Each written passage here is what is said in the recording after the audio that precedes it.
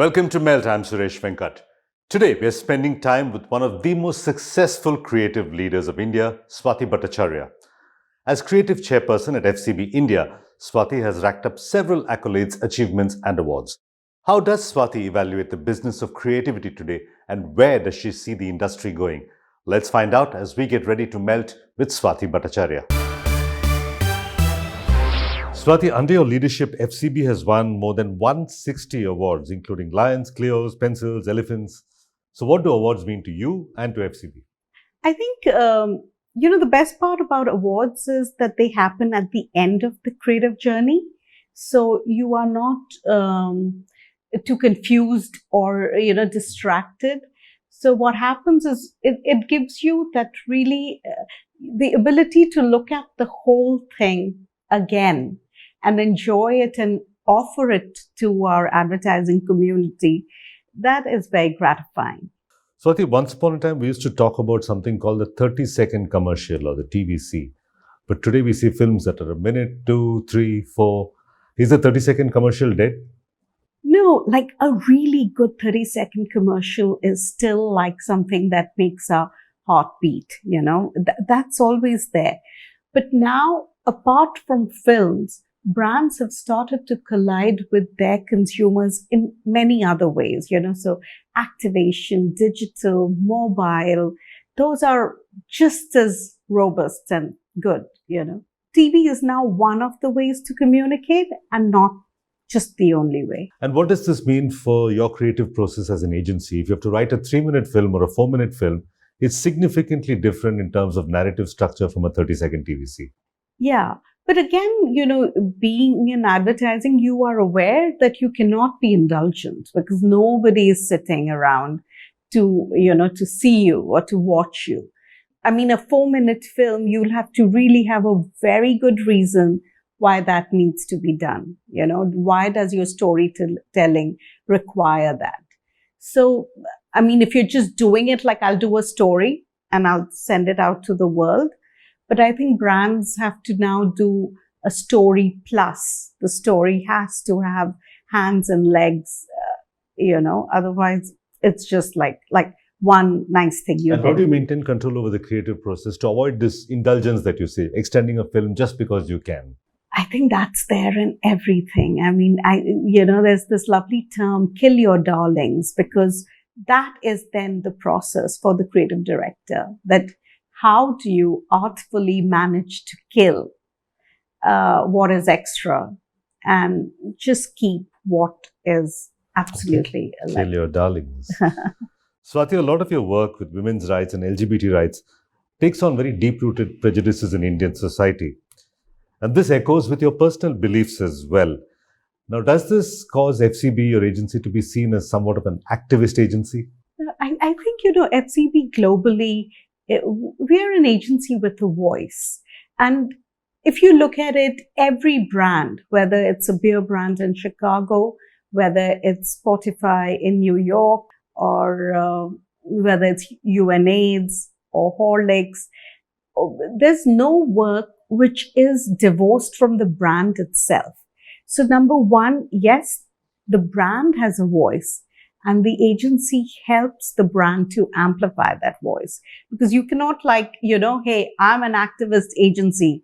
Now let me give you a cause. It doesn't work like that, But you then tend to attract a lot of clients who already have causes or purposes. Does that happen? Yes. And I think that has been the most gratifying thing for me, that every piece of work, like the head of SOS called me saying, Atara Krishnaswamy called me saying, I do work for Shakti. And then I introduced her to Times of India. So I'm now being able to do things like sometimes give a client a media partner because I know them too, and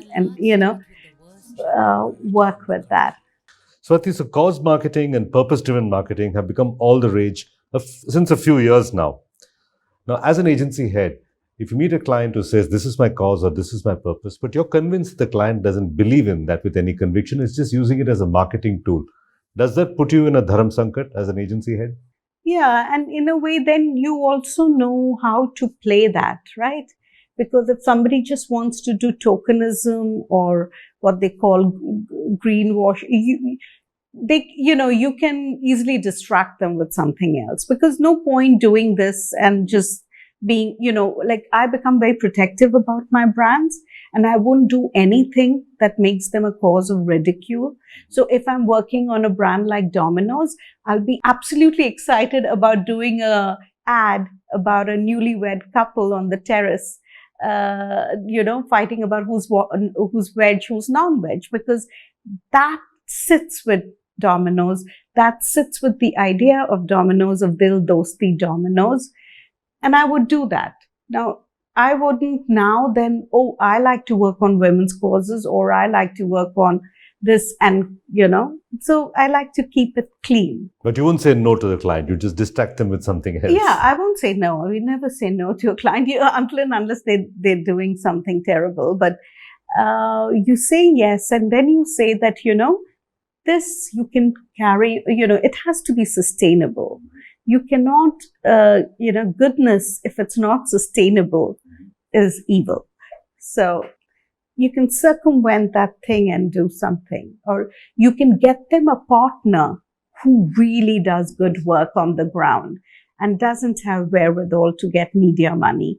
I think all those things are possible. Swati, in what ways did the pandemic change FCB as an agency and you as a person? Me as a person, I think I had no clue. I have this little introvert hiding inside me. And now I've like nicely fed it and burped it. And I think I'm at a place where I quite like my own company, and that's a new thing that's happened. I've got to know all the dogs in this area where I live. I know the flowering trees. I know which tree has been badly. So I feel I have started to observe a lot more because I'm quieter.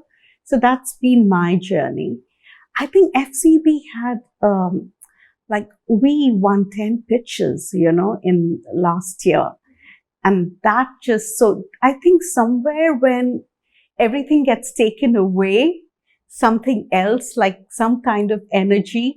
So I think that, we got a lot of clients. We feel healthy. We didn't have to do salary cuts. We didn't have to, so we're just like kosher. Swati, you've been part of this industry a long time. Over the years, what has changed about the pitch process for the better and for the worse? See, the pitch process, I think, over the years has just become more and more exploitative. It's like, can you imagine you are telling Sabyasachi that you would want to try him out for your daughter's wedding. Then you expect him to come there with all the blood work done on the relatives so that he could have a point of view on the cuisine. There would be, everything stitched to her measurements. Then to do some data and research, and along with that, have a point of view on shoes, pottery, jewelry. And after all that work, you sit and decide, okay, let me get back to you. We're checking out some more people. So I feel it's like, it's wrong.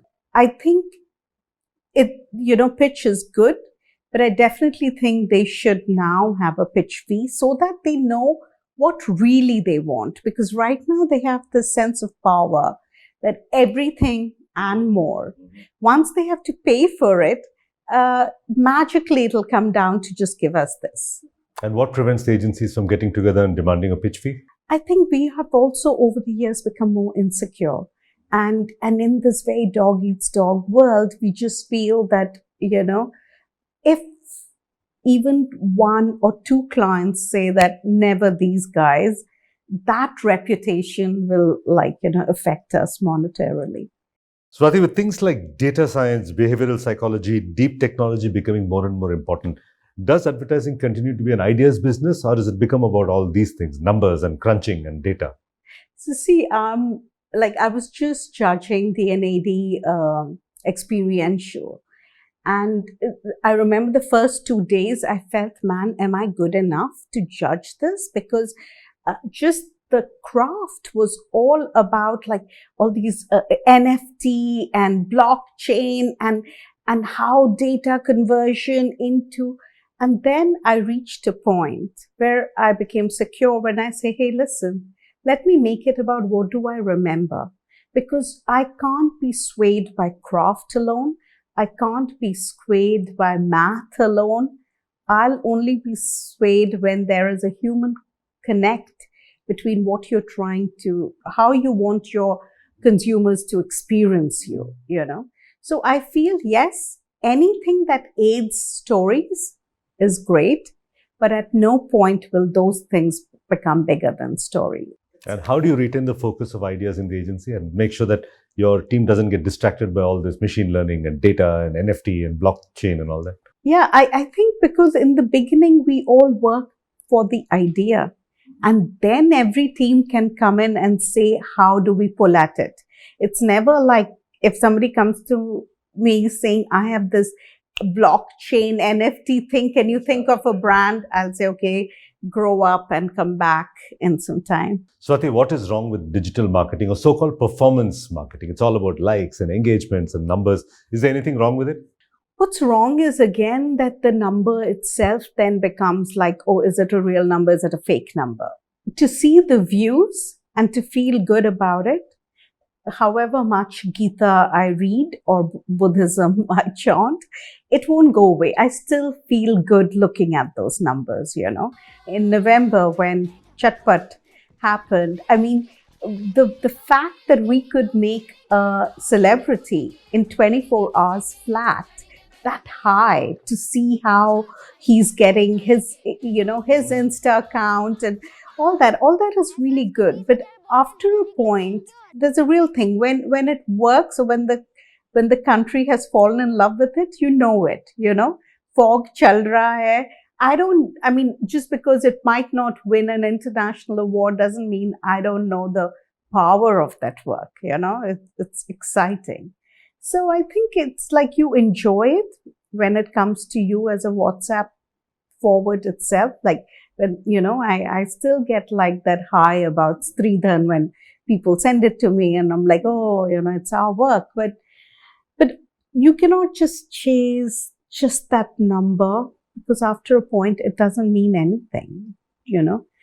If your aunt or your uncle or a friend hasn't received it, you know, you can't fool anyone. You can't fool the consumers or the jury. So just a number won't help. And after 2 years of the COVID virus, have brand managers stopped saying, let's make this go viral? We want something that goes viral? Yeah, no, they haven't but I do feel that expectation from new clients who call me is that they would like to see the work on a world stage. You know, that is the expectation that they And have. are the budgets world stage level budgets? Never. No. Never. What is wrong with print advertising in India, Swati? Every morning I open the newspaper, I see four front pages of sales and discounts and soap powders and God knows what else. And most people tear out those 4 pages or just skip those 4 pages. And generally speaking, print seems to have lost its mojo, has it?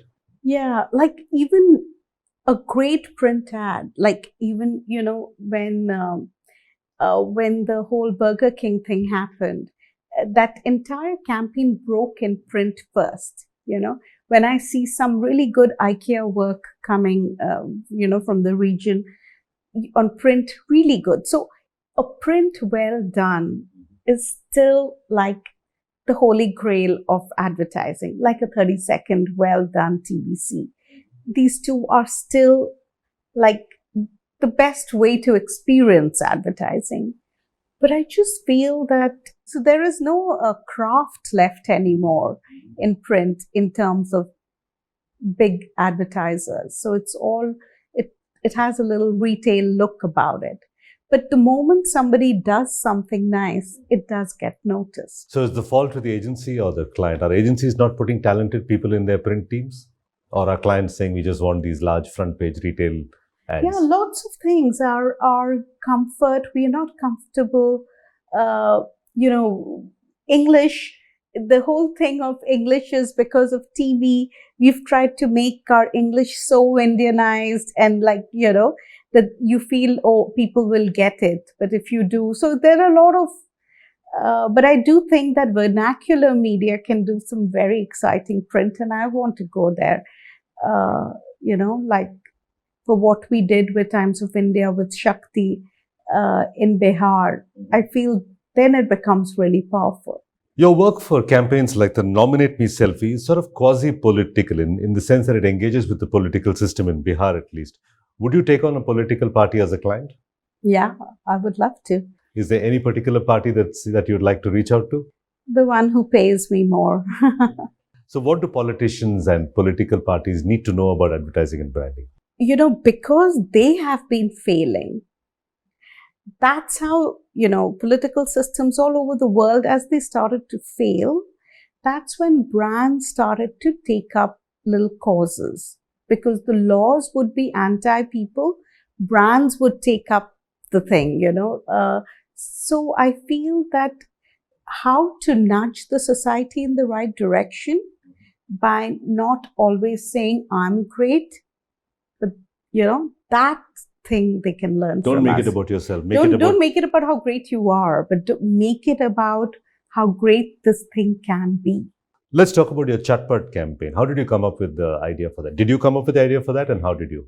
I got a call from Mr. Jinsey, and he told me that we would love to work with you, but we are a multinational NGO. We would rather put our funds in a shelter. But because of COVID, because of so much, the donations have come down. Like so now how to do this and, get more donations. And I think when I looked at the corporate list, I didn't see any of those big names. And I just thought that, let me do something. Oh, they also said that December is a very important month for them, because that's when the whole little giving you want to, So I thought, okay, let's do something in which we can actually attract the attention of the big corporates. And did the big corporates take well to the campaign? Did the brands react well? I must mention Cred.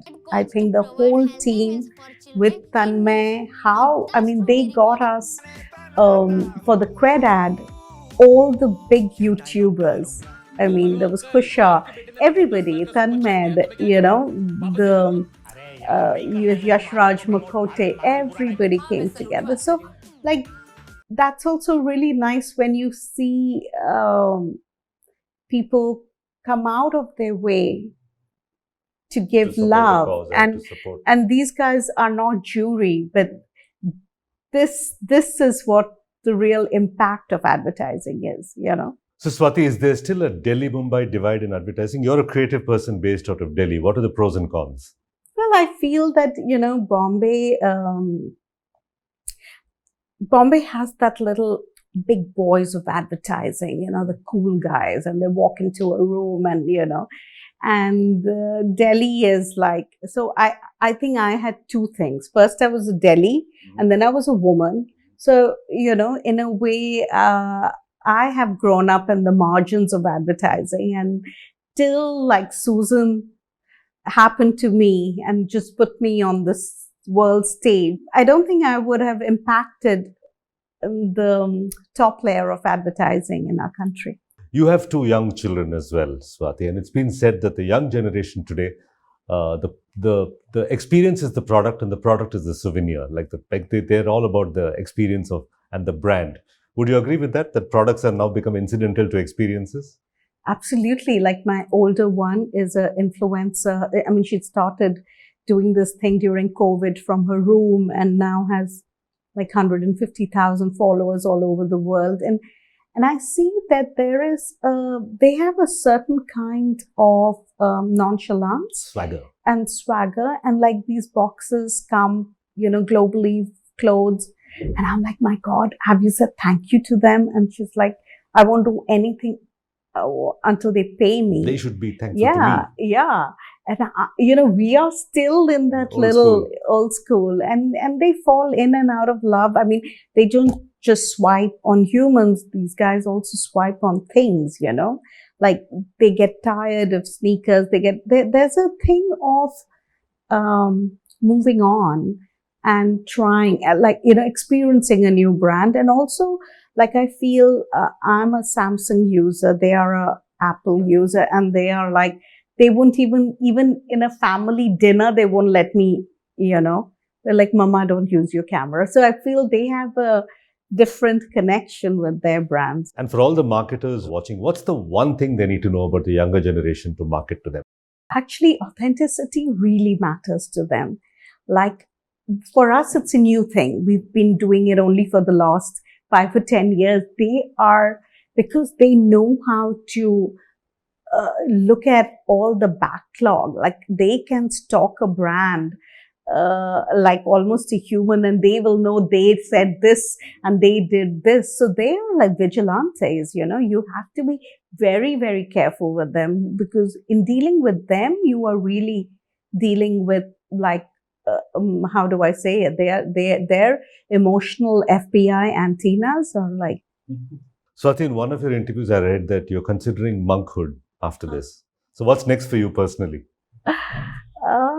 I know, I ask myself this, that because for me, I'm very, I always think you should go while you're still wanted. And that's like that big thing that I'm seeking, that I should, if I overstay my welcome anywhere, I mean, not just FCB, but in advertising, my entire story will have like a soggy end, and I owe it to my story. But the good thing is that the children have grown up, and now it's not really about earning, but I think the next few years will be what satisfies me. And in that, the journey that I make, I'm like so looking forward to it. Swati Bhattacharya of FCB India, thank you very much. Thank you. Pleasure. That's a wrap on this episode of Melt. You can follow Melt on social media. The handle is Ready to Melt, or simply log on to readytomelt.com. And if you'd like to follow me, it's @Suvenk on Twitter. Till next week, goodbye and thanks for watching.